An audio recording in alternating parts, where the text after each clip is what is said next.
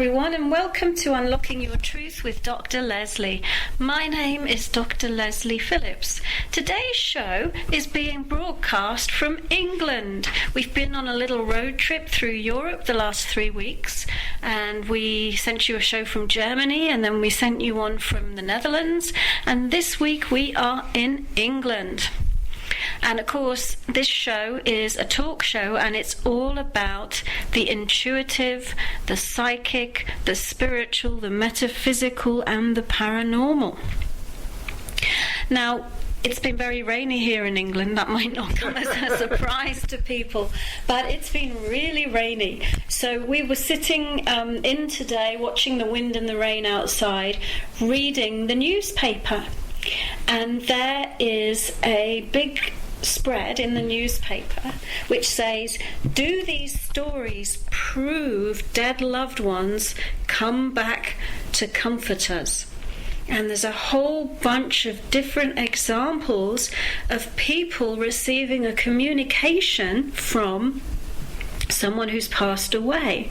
And we thought that that would be a really great show to do today, is to focus on that.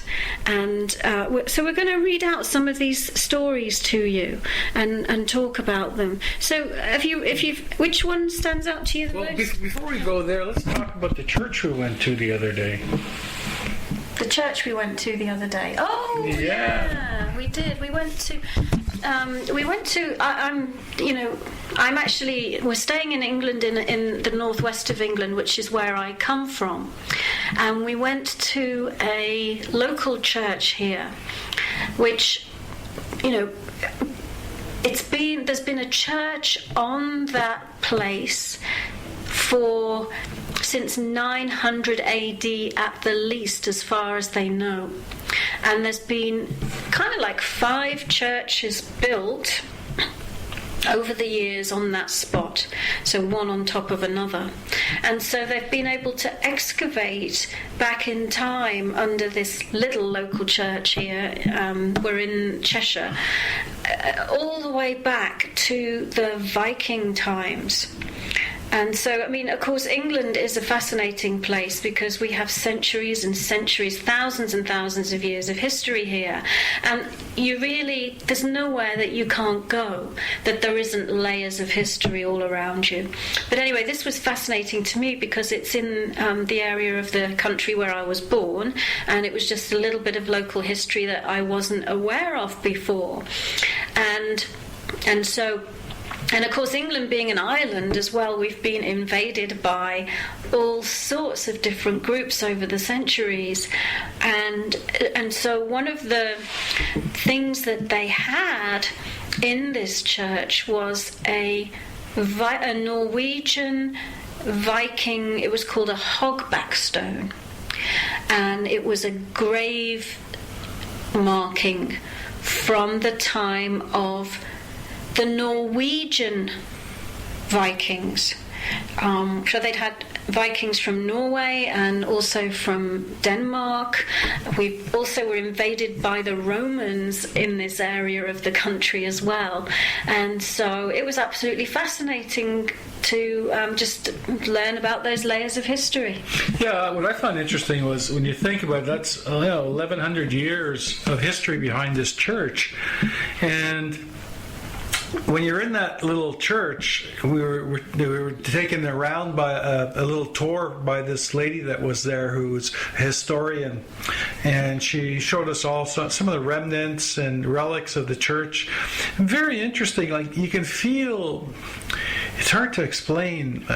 You can go into churches in Canada and the U.S. and they have some history, and they give you a feeling, an internal feeling. But these churches, the antiqueness of it, the agedness, it just gives you a whole different feeling, and you can feel the spirits of people flushing in and flushing out, and it's so dense. It's absolutely wonderful. Yeah, it's true. The energy was quite dense and layered, and it's kind of interesting. You can standing on one spot in time, but that space has been occupied by so many different people and different generations with similar purposes, which is interesting. Yeah, and I must say, I was sort of with my little psychic eye, sort of flipping back the pages of history and looking at some of the different,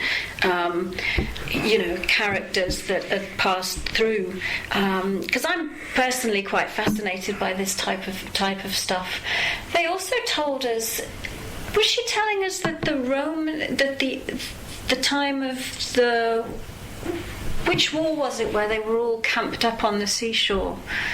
I've forgotten which war. It was more of a local war or something. It was a European one, but anyway, so. I don't think it was the 100 Years' War. It was a Byzantine or something like that. I forget what she called it. I think it was the time of either Charles II or William the Conqueror or something. Anyway. Yeah, 10,000, apparently 10,000 soldiers were just camped around the corner. Yeah.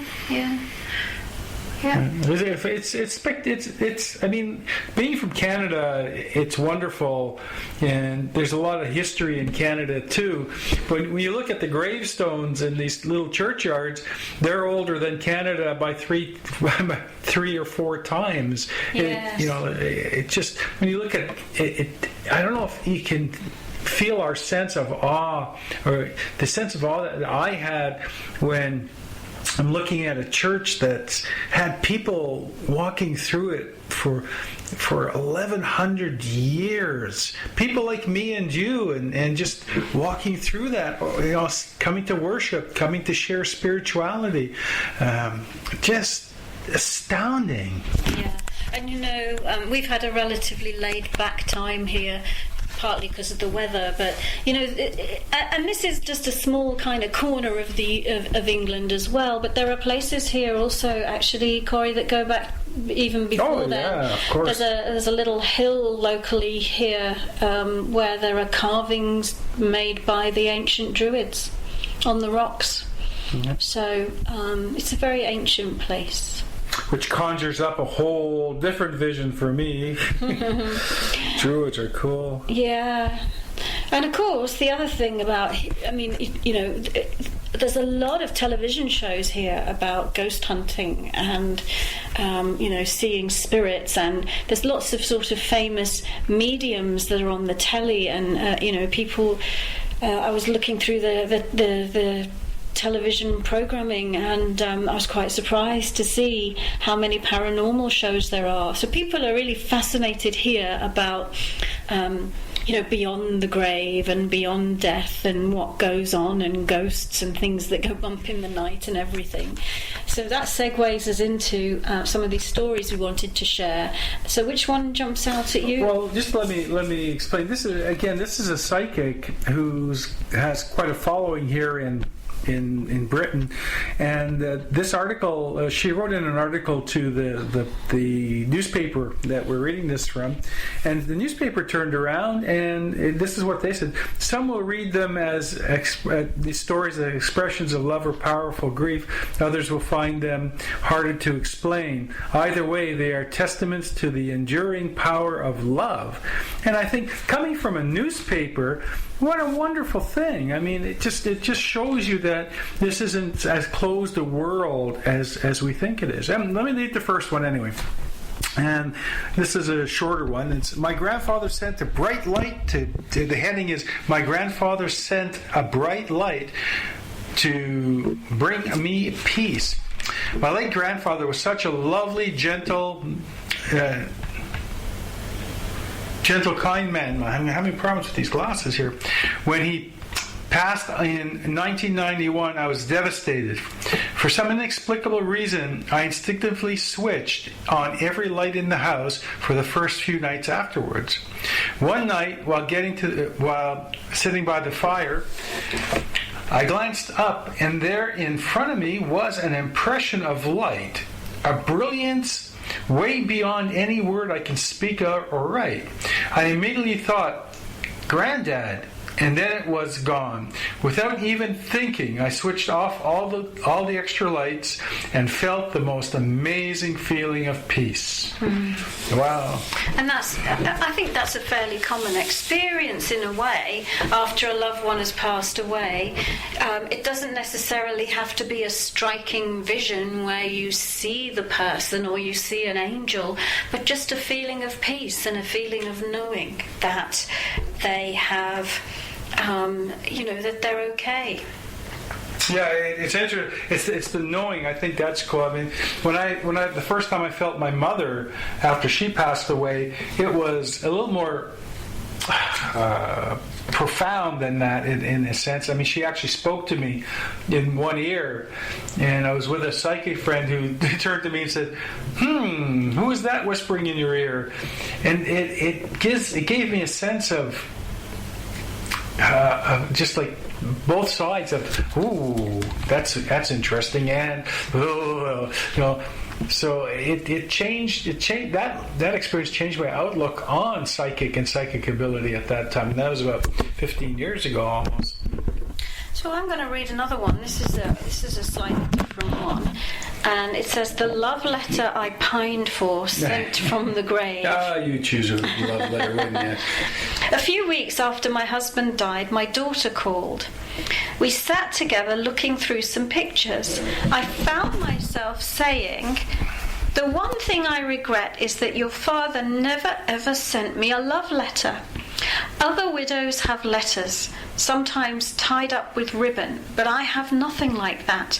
Just at that precise second, both my daughter and I gave an involuntary "oh," because right before our eyes was an envelope sitting on top of the photographs. We did not see it actually materialize, but we were both certain it had not been there before.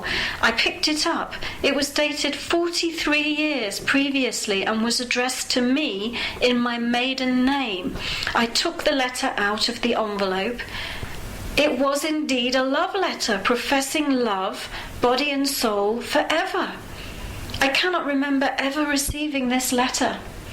Well, that is a really fun example. It's almost as though that love letter was materialized, that there was a shift in the... There's a name for this, which I can't think of. Yeah, it's called postal delay.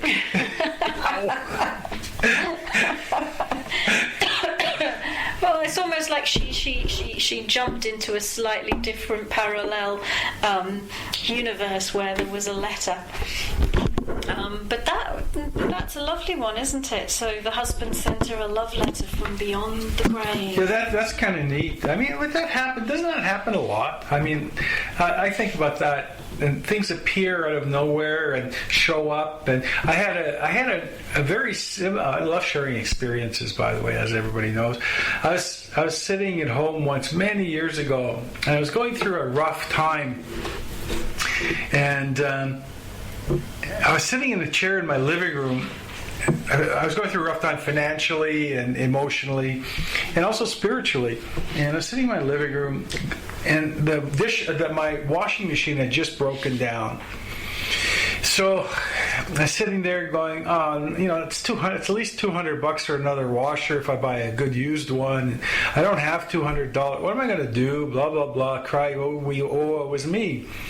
And all of a sudden, a voice inside my head says, go to the post box. And I'm sitting there and going, no, it's not the exact story I wanted to tell you, but let me change up on this story. I'll tell you that one another time. I'm sitting in the living room going, woe is me, nobody loves me, blah, blah, blah, blah, blah. And something again told me, go to the post box. And I'm sitting there and I just like, oh, woe is me. Go to the post box. Nobody loves me. I'm going to go eat a worm. So I get up and I go to one of these little central post boxes, pull out the mail, and there was a card. Like a card, a card when it comes in, like square more so than a business letter. And I open it up, and on the front of this card it says, Jesus loves you. And I open the card and say, so do we. And then it was from my brother who had just rediscovered Catholicism. I was just totally taken aback. I mean, did that card show up because I was sad, or was it just coincidence? And I don't believe in coincidence anymore. Yeah, I think the universe will always find ways to give you a sign. Yeah. So here's another one. I'll try not to make too much noise with the newspaper. And this is, his favorite bird came to us after he died. In my first marriage, we had a garden with 4 acres, and a heron used to come to our wildlife pond regularly. We really loved seeing them. Sadly, my husband and I divorced, but we remained close friends even though we were both remarried.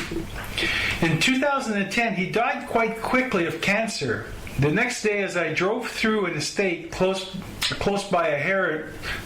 The next day, as I drove through an estate close by, a heron appeared and I landed on a roof. I slowed down and watched it, and it turned and appeared to look at me. Oh, that's interesting. It stayed at the roof. It stayed on the roof, standing. I have to get a new pair of glasses. Stayed on the roof, standing for about 5 minutes, watching me. I relayed this to our son, and he said a heron had landed in his garden at the same time.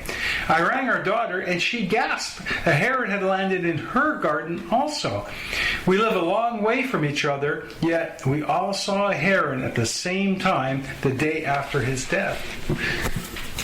That's quite an amazing story, isn't it? Yeah, that is totally cool. Mm-hmm. So how do you explain that? How do you explain that? Well, let me rephrase that. What would you have to say about that, Dr. Lesley Phillips? Well, it's quite synchronistic, isn't it? And, I think that I don't know whether I can give you a scientific explanation of it, but clearly that gentleman it was his way of saying goodbye to his loved ones and sending a message to them. And the proof is magnified by the fact that all 3 people saw the exact same bird at the exact same time. It's sort of, if one person had seen it, well, then they could say, I think that was a sign from my husband, but people could go, oh, well, that's a coincidence. But when it's 3, then that's pretty amazing. Yeah, all at the same time as well. I think that's astounding. I'm sure there are lots more experiences, and if our listeners have any experiences like that, send us an email about it. We'd love to read it out on air. Yeah, that would be fascinating. Well, I'm going to read one more out, and then we will go to a break. And after the break, we'll come back. We've got lots more stories. Actually, it's a really great article. So here's one. Somebody's dad was in a care home close to death, and this lady was looking after her mum, who was in her 90s.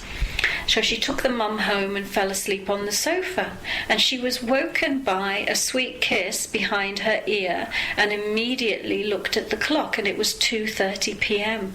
Not long after that, the care home phoned to tell her that her father had passed away at 2:30 p.m. and she didn't need anyone to tell her that the kiss had come from her dad. And then later on in a dream, she saw her dad in his den looking at his bookshelf, and she called out, "Dad," and he looked around surprised to see her. She woke up feeling euphoric and went to her parents' empty house and had a look on the shelf where the father had been looking in the dream, and there was just a single dusty old book that didn't look very interesting, but she picked it up and found that it contained her paternal grandfather's journal of his days as a Fleet Street editor, with all the stories of the famous people that he'd met and interviewed, like Emily Pankhurst and Scott of the Antarctic. So that's lovely, isn't it? The father, he said goodbye with a kiss, but then he also showed her, something of interest that he'd left behind for her to enjoy. Yeah, at least she took a cue. I mean, a lot of people get these messages and don't do anything about them. No. You don't understand. They don't have the vision. Yeah, that's right. Well, we're going to go to a break. We'll be back shortly with some more stories from beyond the grave on Unlocking Your Truth with Dr. Lesley.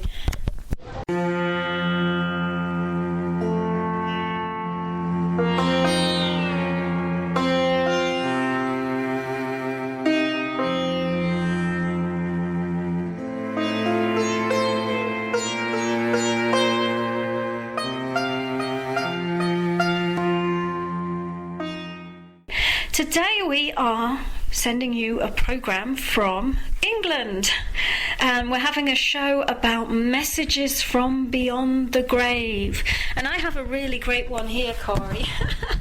It's called Haunted by My Ex Who Begged for Forgiveness. It says, my former husband John ensured by various means that our son and I were systematically denied fair financial support. In short, I had many very hard years of single parenthood and overwork while he lived a very comfortable, easy life. He died unexpectedly at the age of 57. Shortly after his death, I felt a presence in my home, though he had never lived there, and I just knew it was him. I told this presence to leave our son and me alone in a less than polite manner. He had done enough harm in our life, but the presence persisted on and off, so she's been haunted by her ex. Several months later... Aren't most exes being haunted by their exes? I know, but this one it was dead. Yeah. Several months later, I came by chance across someone at work, Peter, who told me he was a psychic medium. We were chatting together when he told me I had something hanging about me. Later that day, he sent me a text with a drawing of a young man's face. In the text, he asked, "Does it mean anything?" Linking to the 70s and the song I Can't Let Maggie Go. None of it added up at this stage. The next day in the office, we were discussing this and were both suddenly hit with a tingling sensation like an electric shock. Peter said, "He's here. His name is John. He needs your forgiveness. He can't move on." That rhymes. Peter was looking at something over my shoulder. I was terrified to turn around in case I saw something. I shouted, "Leave me alone!" And it went away. We looked again at the picture, and yes, I recognized that this was John as a young man in the 70s. The song signaled that I had to forgive him and let him go. It seemed the strength of my ill feelings were holding him back. So later on reflection, I said the Lord's Prayer to express my forgiveness to John, and then I felt a great lightening of spirit. So that's interesting, isn't it? So, definitely.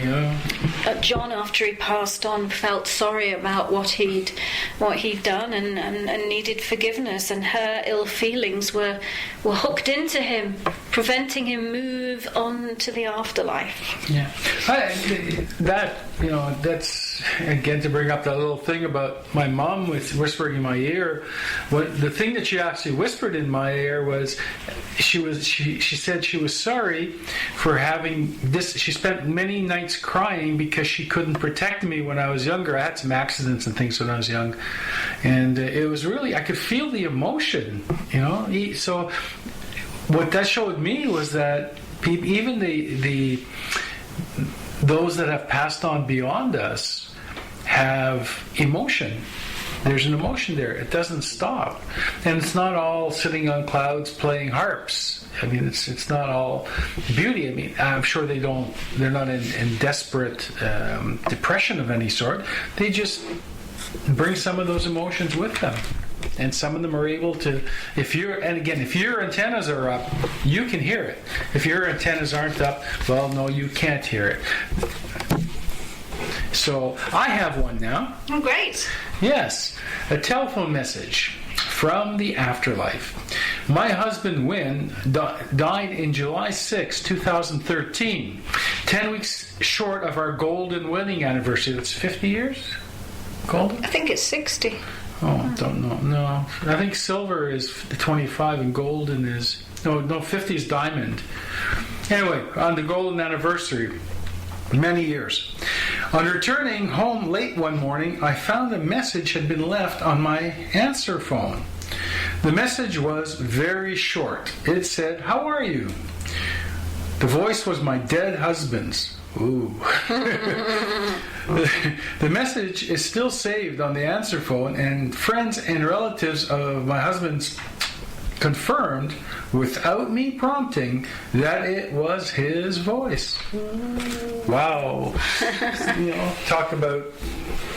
So doesn't it say that she kept the recording and listened to it every now and then again? Yeah, that's what I said. Yeah. The message was saved on the answer phone. Yeah. Yeah, can you imagine that? 10 days after someone dies, there's a new message on your phone and it's from them? I think there's a movie about that. I think there is too. And there's a whole branch of paranormal investigators that use recording equipment to attempt to record the voices of the dead. All these people that go investigating these haunted houses, they take recording equipment that they leave on, overnight, and then play it back at different speeds and different volumes to try and pick apart voices from beyond the grave. Having done all the traveling here, Lesley and I Dr. Lesley suffered from a little bit of jet lag. And can you imagine these poor spirits, the jet lag they're suffering from when they're talking to other people? We were tired, but it's just astounding it's astounding what's out there again. And that's what I like about one of the things about Dr. Lesley I really like about you, Dr. Lesley, is that not only do you give people information, but what you do is you also teach them how to listen for this stuff, how to differentiate between what's my mind, what's fiction, what's fantasy, what's real with regards to spirituality. Mm-hmm. Well, thank you for that compliment. So I have another one here. I like this one. The title says, "Dead Friends TV Clue has given me hope."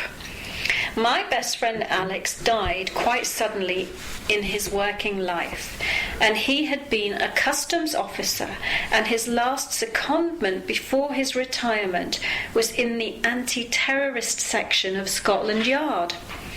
Not long after his death, I was in bed, lights out. Then on the ceiling I saw Alex's face, and I heard his voice in my head repeating two words slowly and with emphasis: "Big bags, big bags." He had a pronounced Scottish accent, and there was no mistaking his voice. Big bags didn't mean anything to me, however. A few weeks later, I was watching the 6 o'clock news, during which there was a report of the capture of some would-be terrorists. They were attempting to make explosives from fertilizer.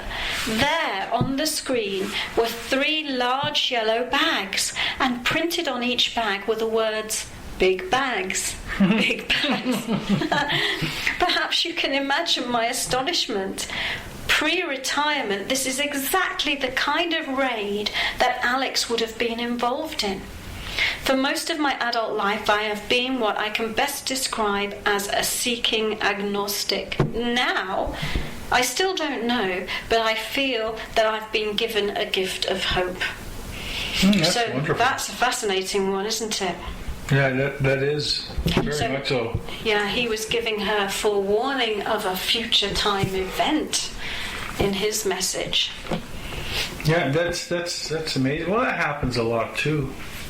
I think I've heard of several instances in my circles about people that have been given that information as well. Actually, I had once. I know you don't believe in giving people future messages. Not that you don't believe that you can. It's just that allow them to do it. I had one gentleman one time, he at the spiritualist church, he came to me one day and he asked me something about, and I turned to him and I got a message and I said, don't go on the boat. And you have to understand, this is a retired fella in he bicycles a lot, but he doesn't have a boat, he doesn't have any friends. And he said, what? I said, yeah, don't go on the boat. And what I got was, if you don't feel like going on the boat, don't go on the boat. And he looked at me with this weird look in his face, and he says, how did you know? How did I know what? He says, I'm going to Florida. Every year I go to Florida for 2 weeks and watch a friend's place, and he's right on the water. He's got a boat, and I get to use the boat and everything. So it was really kind of eerie for me too. And how many times have you, listeners, how many times have you received something like that with somebody and not said anything? Like it just, I know you don't want to change people's future, but you also, I don't think I changed his future. I just got a message that says don't go on the boat, which I don't think is that much. Do you think that's a big future reading? So have we ever done a show on precognition? I'm not sure if we have. No, if we haven't, well, we should. So I know I'm always saying to people, I won't predict the future for you. And the reason is you create your own reality. Exactly. Now, but it doesn't mean you can't give future time predictions, but when you do, basically what you're doing is you're reading into the most probable future, right? So depending on where somebody's at right now, this is the most likely future scenario to happen. And so, and so what you were doing was you were empowering him with information about which reality to choose. Sorry, I forgot the most important part of the story. And apparently there was something wrong with the boat. And he got down there, and the next day his friend called him up and said, by the way, don't go with the boat right yet. His mechanic or something was going to come up. There was something wrong with the tiller or the propeller or something like that. Mm-hmm. Well, the other thing about the story, the story that I just read out as well, is it's dealing with kind of like a creation of mass consciousness, right? Whenever there's a terrorist attack, it's not just necessarily one person that's creating that. It's a bunch of people involved in that scenario together. Whether you're a perpetrator or a victim, there's True. multiple souls. And so, I find that, it's quite common. It's actually very common for people to have precognitive dreams. And there are two main types. One is where you'll have a prediction about something in your own life, right? A bit like, it can feel like deja vu when it happens. But the other is when people dream about a mass event, like a terrorist attack, before it happens. And I think that happens more commonly than we give credit for. And in both cases, time and space is an illusion, okay? When you're out of the body in the astral state, you are outside of time and space. And so often we will practice or rehearse scenarios.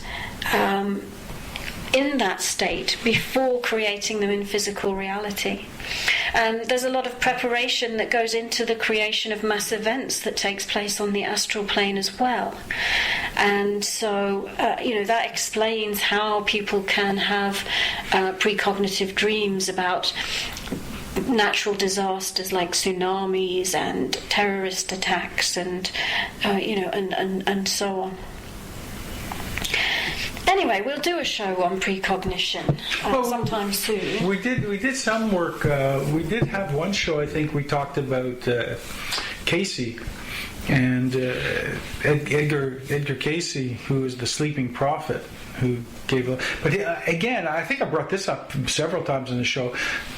Edgar Casey used to say a prophet is not somebody who tells you the future so that you'll know what's going to happen. A prophet's someone who tells you what the future is going to be so that you can change it and have the time to make alterations on it. So just because somebody gives you some sort of a what's the word I'm looking for? A vision of what's going to happen doesn't mean that it's going to happen. You can change it. You have the power. That's the power that you have within you, just like Dr. Lesley said. And how many times have we done that, Okay, radiant vision showed me Mom was happy. My lovely mom sadly passed away from cancer at the grand old age of 87 years. I miss her terribly. My partner and I witnessed electrical problems with various lights flashing on and off in our rented accommodations while our home was being restored following floods, then subsequently in our home when we returned. Did I miss something there? No. Just getting to it, I guess. Strangely enough, it always seemed to happen when I needed contact the most and would perhaps be having a little cry. So she was missing her mother, and then she missed her mother, there was electrical problems in the house. So one evening, my daughter gave me some money for her safekeeping, that she had been gifted by her grandmother. I placed it in a drawer until I decided to retire to bed. I grabbed the envelope containing the notes, thinking it would be safer upstairs, and the lights immediately fused, and the whole house blacked out completely. This is a British paper, by the way. So there was a short, and all the lights went out. Was I scared? Not really. I laughed and told Mom out loud that I wasn't taking the money for myself. I was simply looking after it for my daughter. So her mom in the afterlife thought she was stealing her granddaughter's money. That's cute. The lights kept behaving strangely for some time until one evening I dreamt Mom was standing right next to me, looking as beautiful and quite radiant. She told me she was very happy and was hugged so tightly I could feel her as if I was wide awake. I woke up feeling like a weight had been lifted, and I was so comforted by that lovely vision of my mom. Oh, her first name's the same as yours, Lesley. Oh. Well, on that note, we're going to go to a break, and we'll be back shortly with some more stories. A discussion about that one. From beyond the grave.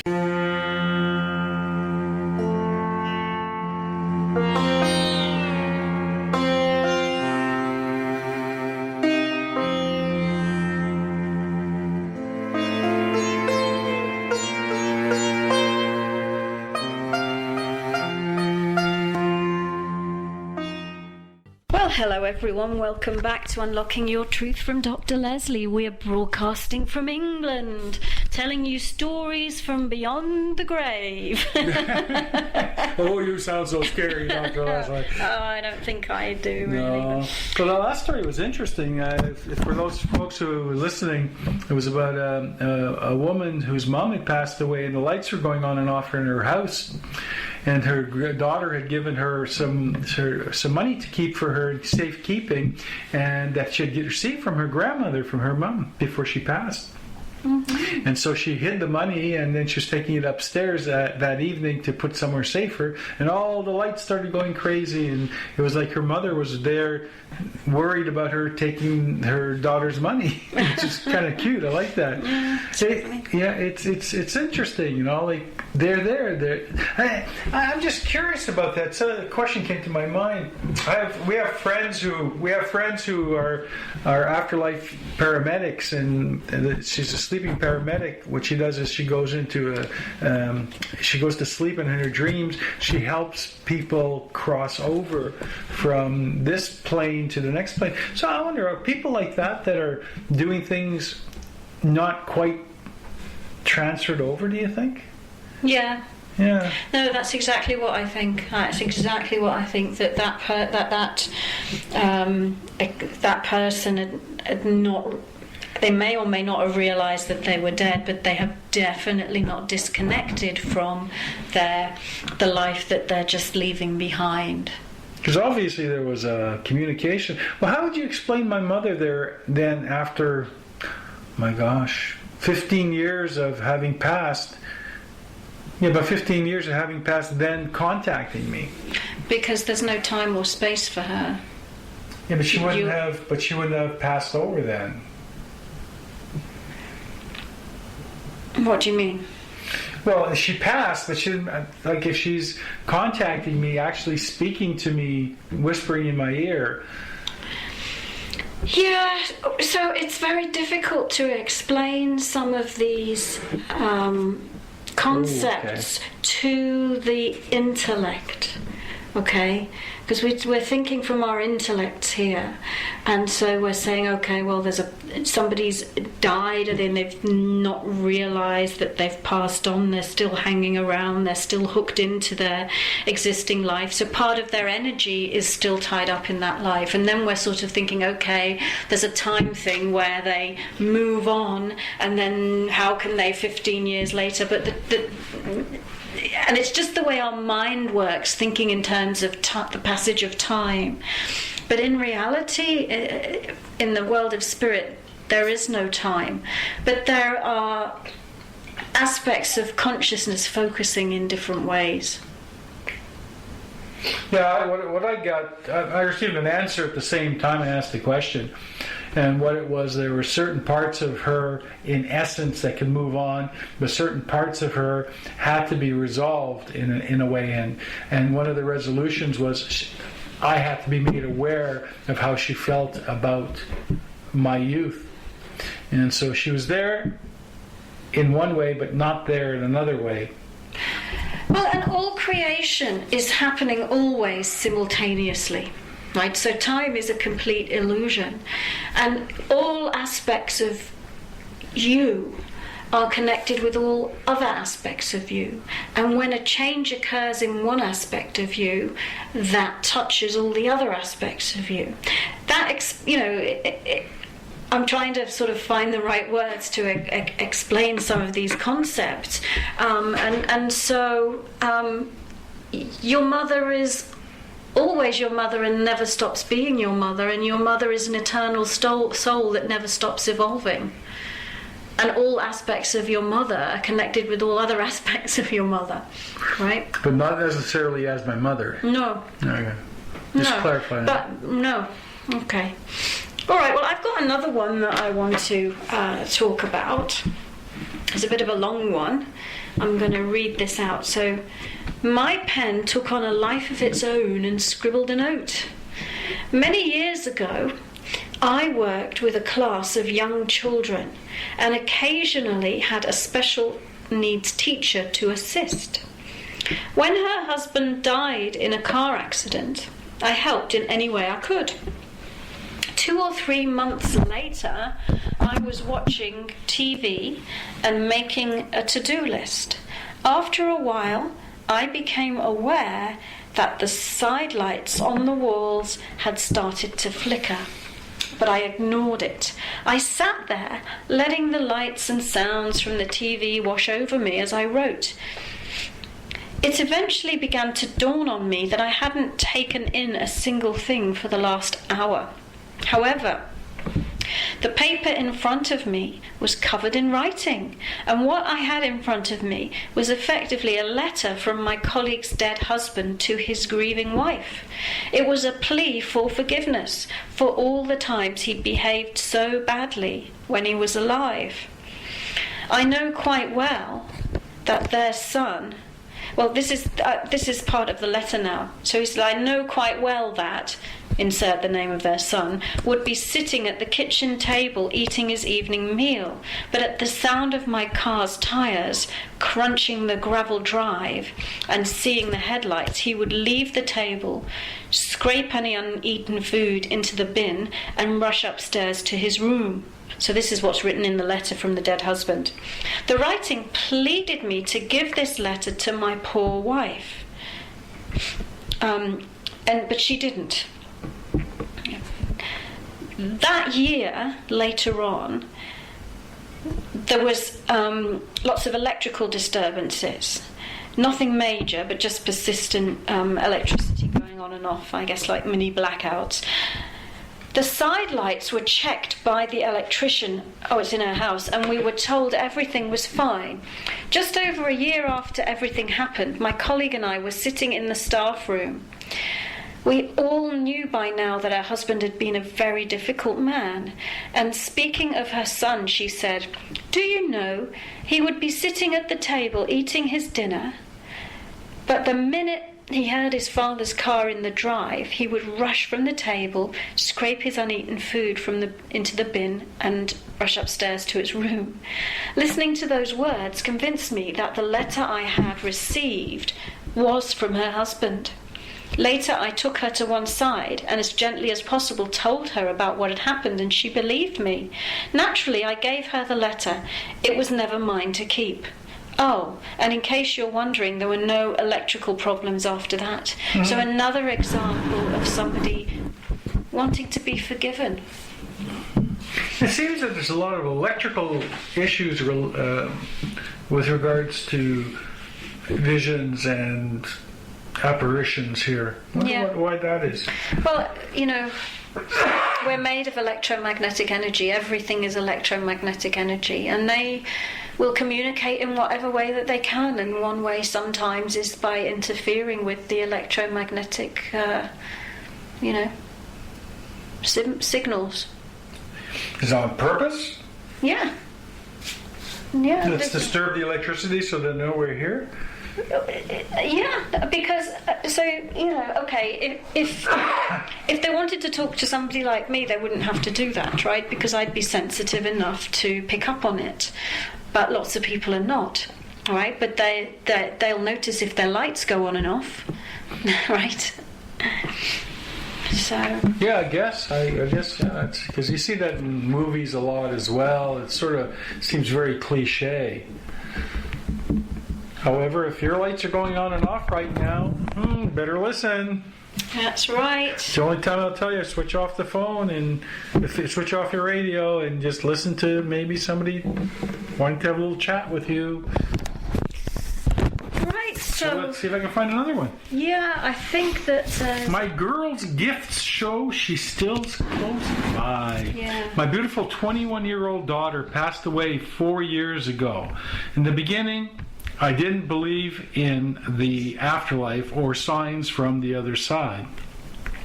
I was proven wrong. My daughter continuously finds ways to let me know she's still around.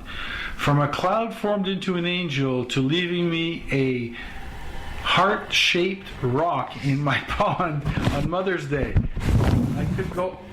I could go on and on. Well, that's a nice little one, and that actually reminds me of when my grandfather died, my mum's father.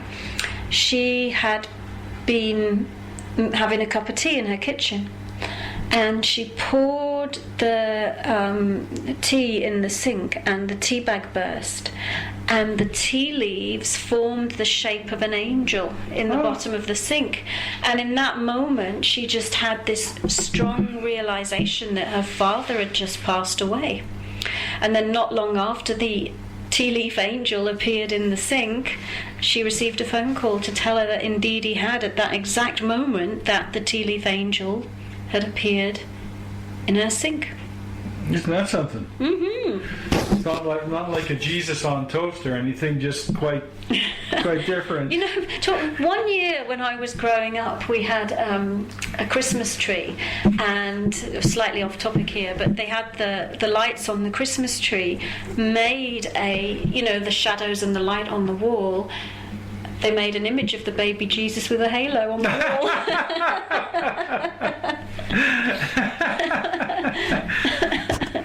Oh, interesting. Yeah, all sorts of fun things, hey? Yeah. So I don't know is there any in here that we haven't read out? We've just got like a couple of minutes left in the show.